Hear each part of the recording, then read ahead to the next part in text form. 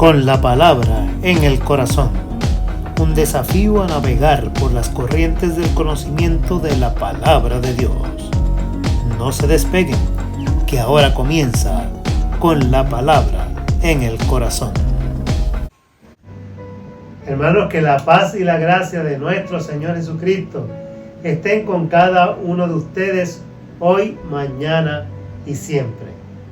Este es su hermano y amigo Richard López, que junto a mi esposa Sandra Torres, cada semana le traemos con la palabra en el corazón. Hoy nos toca seguir discutiendo lo que es ya la tercera unidad del leccionario El Discípulo, mirando el tema, el reino de Dios, ese reino eterno de Dios. Hoy estamos en la lección 24. El título de esta lección es La mutua edificación. El tema dentro de este trimestre y para esta lección está tocando el reino justo de Dios. El texto bíblico lo vamos a encontrar en Romanos capítulo 14, los versos 10 hasta el 23. El texto, para recordar, nos dice en el verso 19 de este capítulo 14: por lo tanto, sigamos lo que contribuye a la paz y a la mutua edificación. Y es importante lo que dice el texto: sigamos lo que contribuye a la paz y a la mutua edificación. Los objetivos para esta lección son tres y son los siguientes: aprender que servir a Dios es servir al prójimo con amor y respeto. Practicar el amor, que es la coinonía, con los que difieren de los principios y valores cristianos. Contribuir en el crecimiento y fiel edificación de los hermanos en la fe. Dentro del vocabulario tenemos una palabra que es la palabra edificación. La construcción y el fortalecimiento de la fe de los creyentes y las iglesias. Los creyentes son fortalecidos por Dios y también se instó a edificarse unos a otros. La iglesia se edifica a través de la palabra de Dios, a través del Espíritu Santo y el uso adecuado de los dones espirituales, a través de los ministerios designados por la iglesia y a través del amor mutuo, el apoyo y la inspiración de sus miembros. Estamos viendo hoy esta lección dentro de la carta del apóstol Pablo a los romanos. En esta carta, Pablo insiste en el evangelio como las buenas noticias que dan vida, así como Cristo vino a dar esas buenas nuevas de salvación a todos aquellos que creen en Él. Así Pablo insiste que el evangelio es esas buenas noticias que dan vida, dan poder y por supuesto dan salvación. A través de toda la carta del apóstol demuestra que la única manera para el ser humano acercarse a Dios es mediante la fe. Es esa línea que revela la manifestación de su amor para cada uno de nosotros. Y es por quienes envía a Jesucristo a morir. Así que Dios, a través de Cristo, muestra su amor para cada uno de nosotros y así se revela totalmente a la humanidad. Ese efecto de la muerte y la resurrección de Cristo nos permite recibir y servir directamente a los demás por medio de la fe. El énfasis que Pablo pone en esta carta es el evangelio como poder de Dios que produce salvación, que a su vez incluyen paz y gozo. Nosotros también vamos a analizar de manera breve en esta lección cómo las redes sociales están muy presentes y a través de ellas, de estas redes sociales, llámese Facebook, llámese Instagram, llámese las otras muchas que hay y que se han ido desarrollando, hay debates, se generan confrontaciones.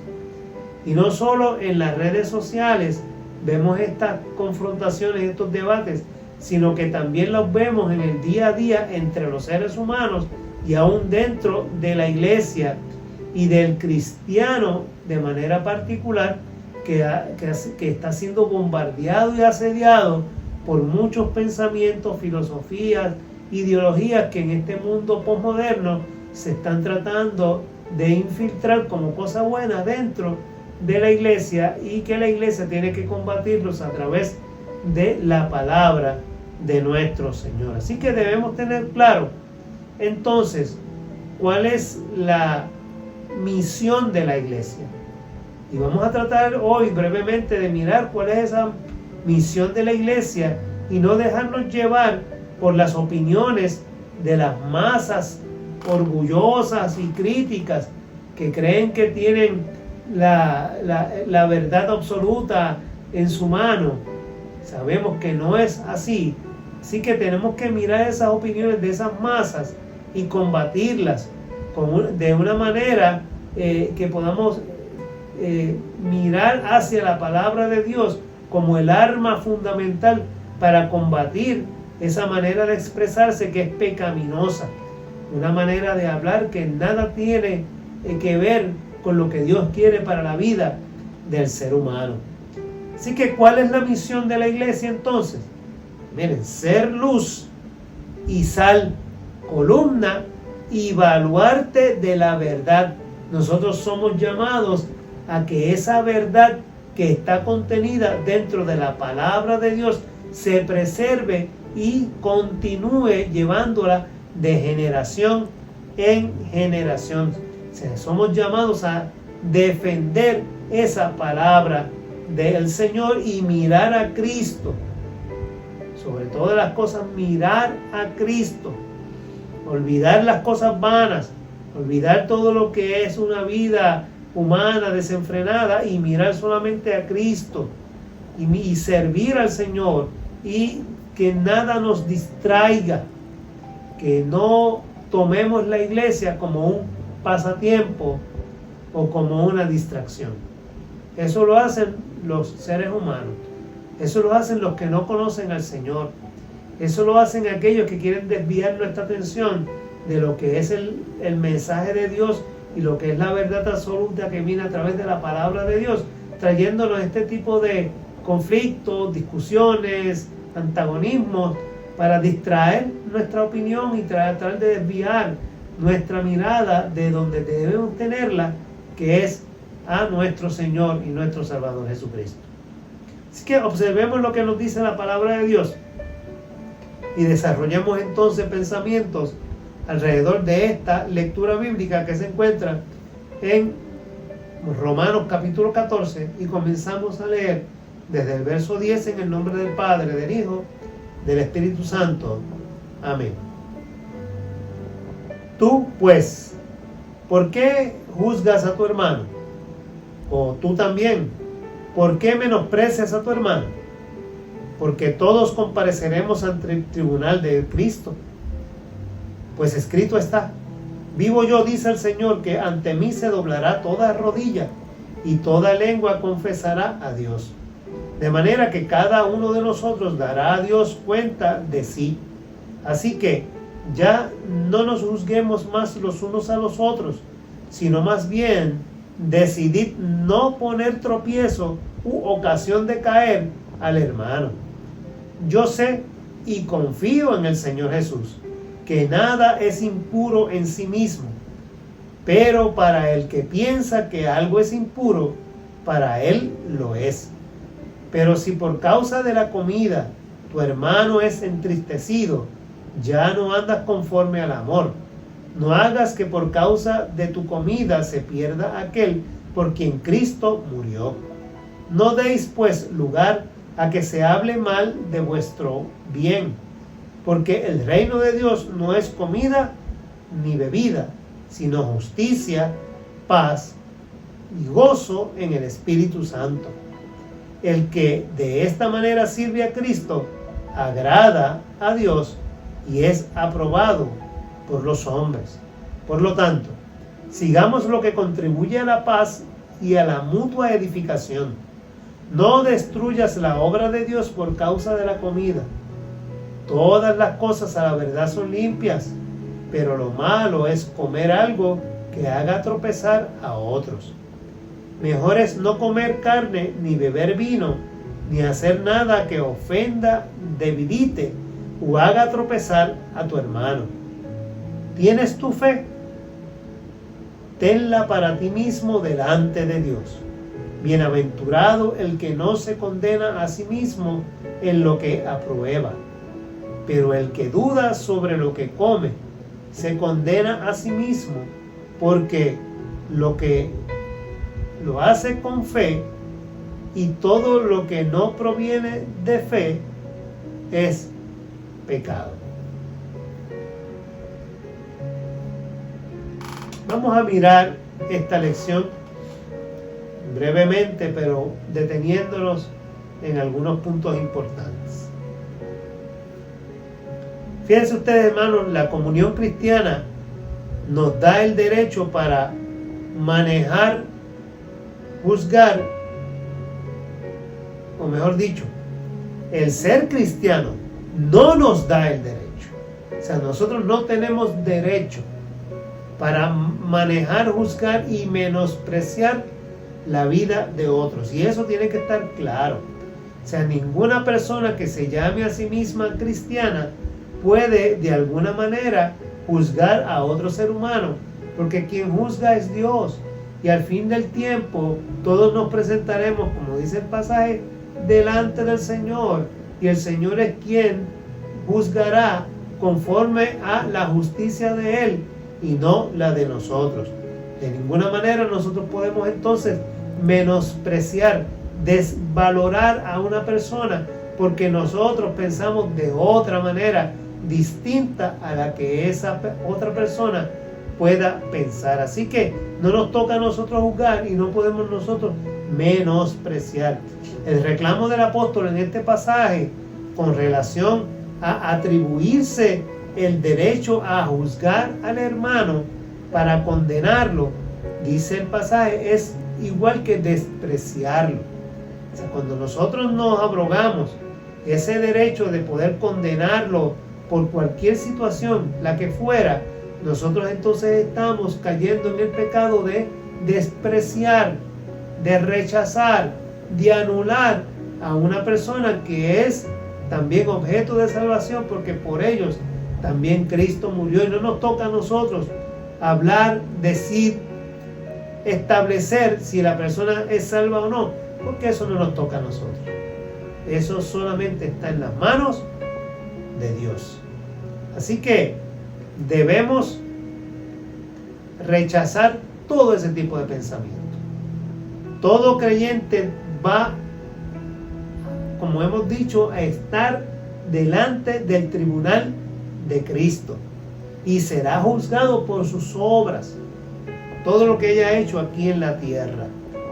Y no nos corresponde a nosotros como cristianos rebuscar faltas en la conducta del prójimo o de aquella persona que está tratando de buscar a Dios y que está junto a nosotros dentro de la iglesia. Así que mire que a nosotros nos gusta hablar, nosotros nos gusta a veces señalar las personas, y tenemos que entender que cuando nosotros estamos levantando un comentario o estamos hablando de una persona, estamos murmurando en contra de una persona, se nos olvida que nosotros también somos objetos de ese juicio, porque de la misma manera en que juzgamos, también nosotros de esa misma manera seremos juzgados. Si hablamos de los demás, también de nosotros van a hablar. Así que tenemos que tener mucho cuidado cuando a veces dentro de nuestras congregaciones nosotros señalamos con el dedo hacia la falta de alguien, cuando nosotros estamos a veces en peor situación. No nos toca a nosotros eso le toca a Dios, sobre todas las cosas a Dios. Ahora sí, tenemos que estar claros, bien claros con esto. El que busca el reino de Dios también busca el bienestar de los hermanos. Así que si yo busco a Dios y yo busco el reino de Dios, si yo busco estar en paz con Dios, si yo quiero estar en armonía con Dios, también tengo que estar en paz y en armonía con mis hermanos. Nosotros no podemos desear el mal, ni podemos ser piedra de tropiezo, dice el pasaje, para nadie. Nosotros tenemos que respetar esa libertad de pensamiento que tienen las personas. Tenemos que respetar su manera de hacer las cosas. Tenemos que mirarlo siempre dentro de una perspectiva. Y es aquí a veces donde nosotros nos equivocamos. Que ciertamente nosotros tenemos que respetar la manera de pensar de las personas, a veces la manera en que actúan. Nosotros tenemos que respetar su libertad, pero nosotros tenemos que mirar si esa libertad se está ejerciendo dentro de los parámetros que establece la Biblia. Porque si una persona actúa, habla, se conduce en contra de lo que la Escritura dice que debe ser la conducta, entonces tenemos derecho a ir a donde la persona y decirle: estás actuando mal de acuerdo a la Escritura, porque tus actuaciones van en contra de lo que la Biblia establece como conducta correcta para una persona que dice ser cristiana, y más para los líderes, de los cuales Pablo hace una lista de cuáles deben ser sus atributos cuando le está hablando a Timoteo.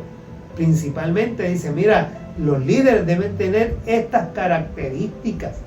Así que si algún líder se sale de ese parámetro bíblico, entonces nosotros tenemos que señalarlo.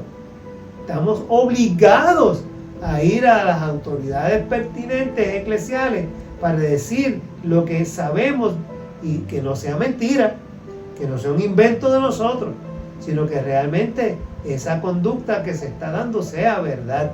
Y sí tenemos la obligación, de la misma manera que somos testigos de un crimen, tenemos la obligación de testificar de lo que hemos visto del crimen que se cometió. De igual manera, cuando hay alguien que está exhibiendo una conducta fuera de lo que la Biblia establece, nosotros también tenemos la obligación, no de hacerlo nosotros por nuestra cuenta, sino de ir a las autoridades eclesiásticas o al pastor de la iglesia y comenzar un proceso que sea un proceso bíblico, siempre bíblico. Y eso es bien importante, porque nosotros no estamos buscando la destrucción de una persona, ni vamos a estar haciendo señalamientos de cosas irrelevantes, de cosas superficiales, como por ejemplo: mira, esta persona se recortó el pelo muy corto, y eso, pues mira, eso es irrelevante. Esta persona tiene 3 pantallas en la oreja, mire, eso es irrelevante. Ya el Señor tomará control de lo que debe ser, ¿verdad?, una conducta correcta para Él. Pero para nosotros, ¿qué relevancia tiene? Si es una persona temerosa de Dios, que busca al Señor, que hace todo lo necesario por estar cerca de Dios, mirar lo que usa un zapato de una manera, o un pantalón, o un traje, o una vestimenta que muy colorida, y a nosotros no nos gusta. Eso es irrelevante para la vida cristiana, y eso de hacer señalamientos y acusaciones por este tipo de cosas. Es lo que no debe suceder. O sea, tenemos que, por eso Pablo en este capítulo habla de que nosotros tenemos que hacerle el más fácil el caminar cristiano a las personas que vienen de este mundo caído, de este mundo pecador, hacerle la vida más fácil, que puedan conocer el amor de Dios. O sea, nuestro juicio debe ser para confrontar el pecado, solamente el pecado, de acuerdo a la palabra de Dios. Si es únicamente, si hay algo que nosotros estamos señalando de un hermano, de una persona, que es sacado de nuestra mente, que es un invento, es una ficción, si tiene que ver con que es que yo creí, es que yo pensé, es que yo deduje, no, eso no es correcto. Así que aquí lo que yo pensé, yo deduje, yo creí, no caben en la iglesia. Así nos evitaríamos muchísimos problemas si nosotros dejáramos de actuar basados en lo que yo pienso, en lo que yo creo, en lo que yo pensé. Nos evitaremos muchos problemas, porque ese no es el actuar cristiano. En estos versículos no se emiten advertencias. O sea, no nos están advirtiendo, mira, no hagas esto. Aquí el pasaje bíblico lo que se nos está diciendo es que está prohibido. Se prohíben las acciones y las conductas que provoquen tropiezo. O sea, Pablo reclama a los creyentes el uso del entendimiento que poseen. Miren, hagan uso de esa inteligencia que Dios nos ha dado. Úsenla. Esto que está aquí arriba no está de adorno. Es para usar. Ese cerebro está ahí para usarse. Por lo tanto, Pablo está diciendo, miren, usen su inteligencia. Úsenlo. Usen ese entendimiento. Y dice claramente en el pasaje, nada es inmundo en sí mismo. O sea, reclama que haga usted un ejercicio intelectual de acuerdo con la ilustración bíblica. Vaya a la Escritura y la Escritura le va a revelar si una conducta, si algo que está usted observando está dentro o no está dentro de lo que la Biblia establece como una conducta correcta. No es una intuición suya, no es una deducción que nace de la visión que usted tiene de lo que debe ser una persona, o el actuar o la conducta. No es lo que dice la palabra de Dios, no según sus propios criterios, sino de acuerdo a lo que dice la palabra de Dios. Desgraciadamente, hermanos, muchas veces hermanos son destruidos, son lacerados, son lastimados profundamente, son despreciados por cosas insignificantes, por cosas secundarias, cosas irrelevantes. Si haces esto, entonces tú te estás convirtiendo en una piedra de tropiezo. Y Jesucristo dijo que era mejor que se atara una piedra de molino al cuello y se tirara al fondo del mar antes de que por causa de uno de estos más pequeños se perdiera. Cristo fue bien fuerte cuando dijo esas palabras. O sea, cuando estaba acusando a aquellos que utilizaban sus posiciones para menospreciar y marginar a otros.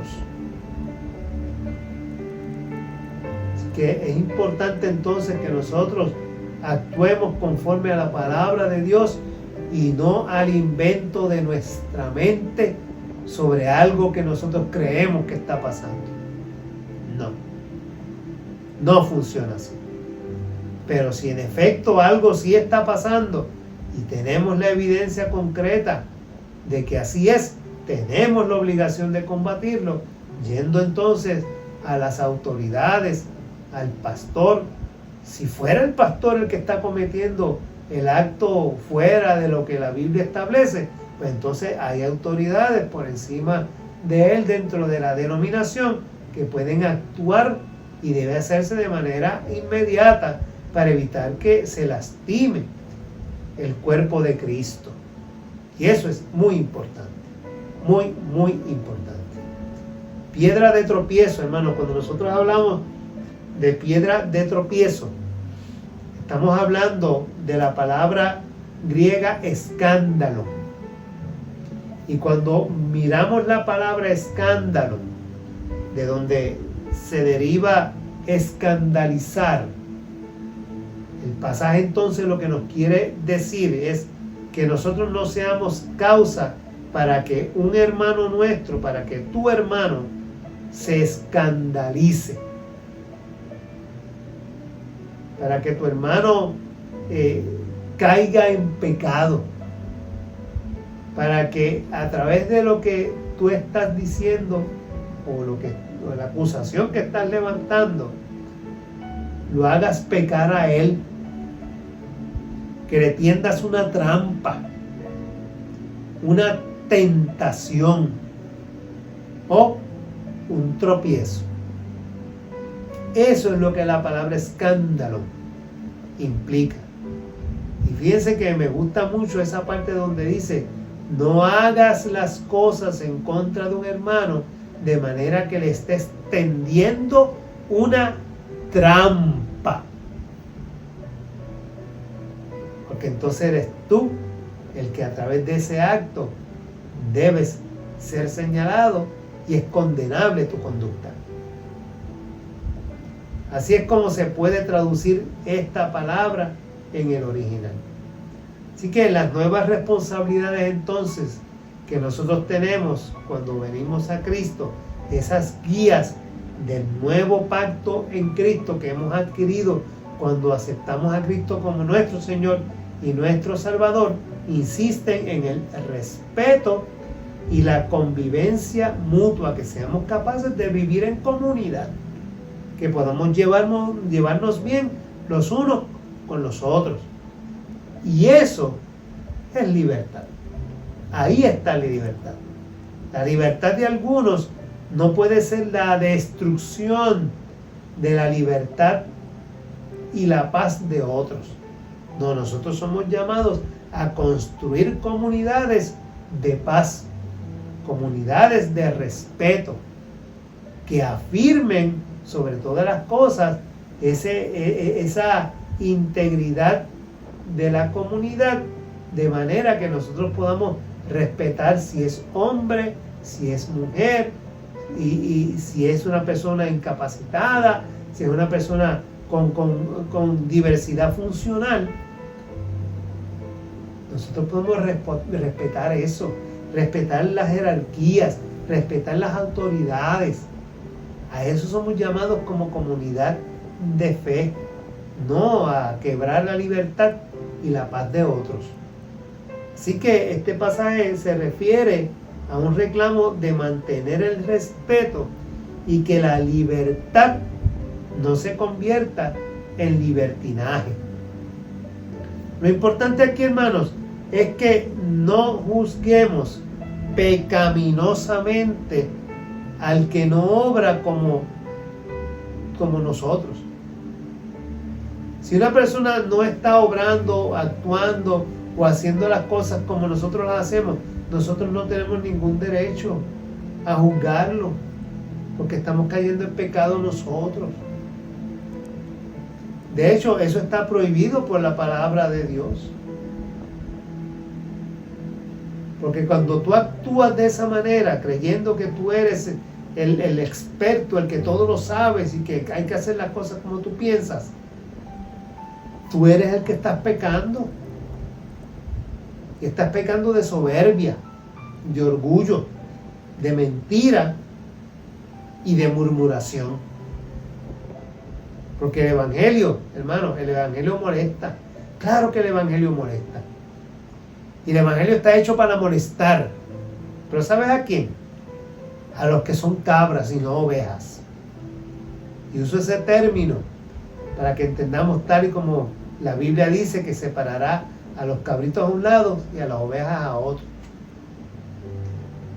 Porque a las verdaderas ovejas, las que están dentro del redil del Señor, la palabra de Dios es un bálsamo para nuestras vidas.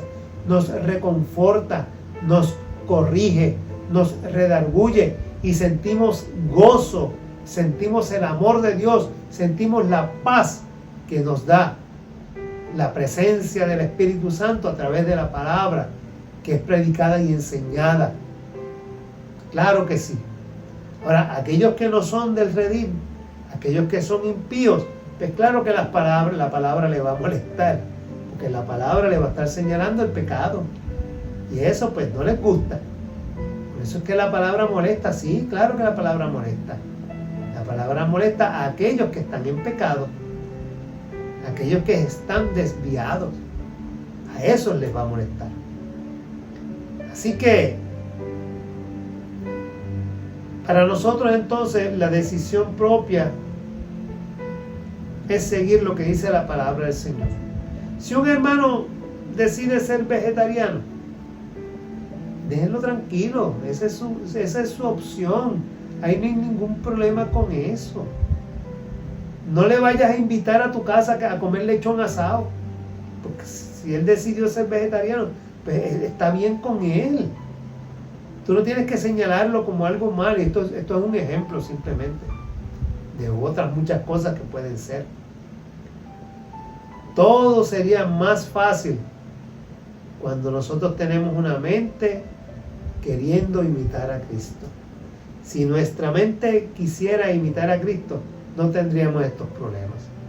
Ningún creyente puede tomar prestadas las convicciones de otros y ser honesto en su vida cristiana. Nadie puede decir, yo pienso de esta manera porque esta otra persona piensa y yo pues, te voy a juzgar y te voy a señalar porque aquí esta persona piensa de esta y yo tomo esa convicción, tomo esa creencia y te la aplico a ti. No. Eso no es así. Las creencias no se prestan para la práctica de la fe. Tú desarrollas. La práctica de la fe tuya es tuya. Es tu fe con Dios. Eres tú quien tienes que practicar la honestidad de tu vida conforme a la palabra del Señor. La conciencia cristiana se fortalece con el conocimiento de la palabra de Dios, con ese conocimiento que debe estar acompañado del amor. Amor, porque hay diversidad de pensamientos, hay diversidad de criterios. Y en el amor eso se respeta. Pero Pablo quiere hacer entender claramente a los romanos que mientras ellos discuten qué se debe comer o qué no se debe comer, que es el issue principal que se discute en este pasaje, o qué se debe beber o si no se debe beber esto o aquello, el mundo necesita de nuestra luz, de la luz de Cristo predicada. Se necesita que se enseñe y se predique a Cristo, que Cristo es la luz. Y eso es lo que debemos predicar. No debemos perder el tiempo en vanas palabrerías que solo buscan llamar la atención.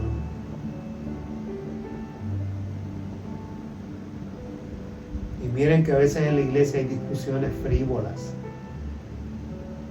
Mira que la iglesia se pintó, qué color tan horrible, debió haberse pintado. Amén, debió haberse pintado. ¿Y usted estuvo allí para pintar? ¿Estuvo allí para aportar económicamente para la compra de esa pintura?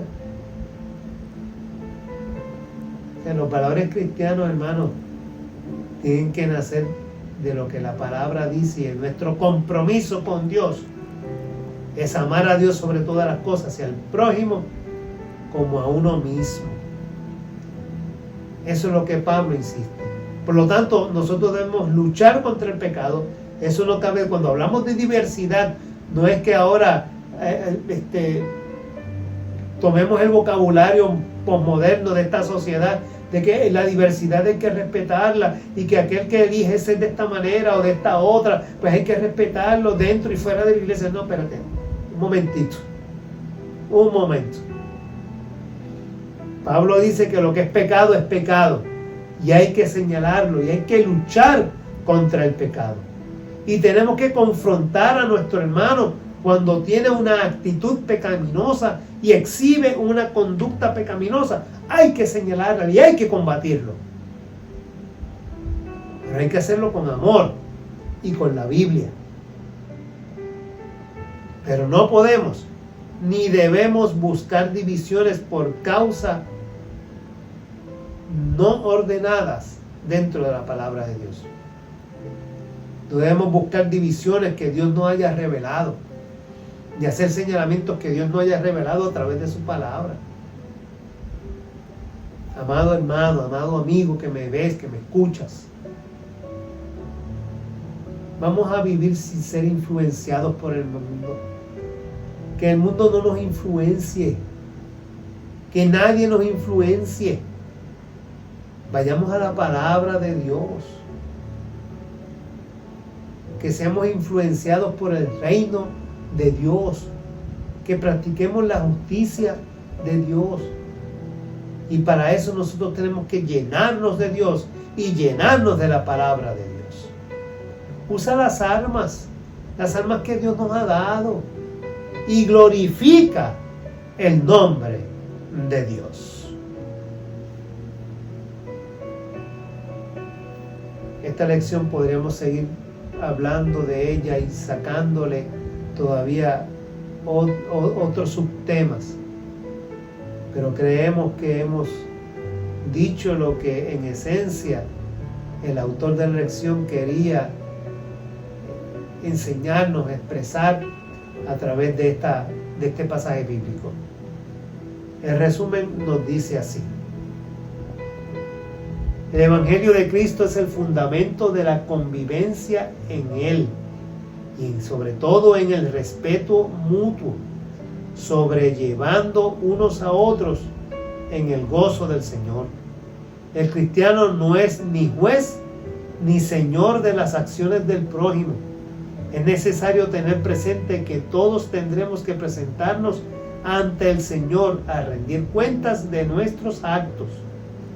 El Evangelio refleja el amor de Dios a su pueblo y nos impulsa a que en las relaciones personales, al manejar la diversidad, demos testimonio de un amor fraternal sin fingimiento. Y hasta aquí, hermanos, vamos a dar por terminada la lección para este día. Interesante el pasaje, interesante el tema. No sin antes pedirles que nos sigan acompañando. Y nos vemos la próxima semana, si así el Señor lo permite. Vamos a orar y acompáñame en esta oración. Padre amado, nuestra humanidad compromete las maneras, formas y estilos de vida. Te pedimos que mantengamos la unidad con respeto, valorando al otro y cultivando la confraternidad, todo matizado por el amor que proviene de ti. Te lo pedimos en el nombre de nuestro Señor Jesucristo. Amén, amén y amén. Dios te bendiga y Dios les guarde.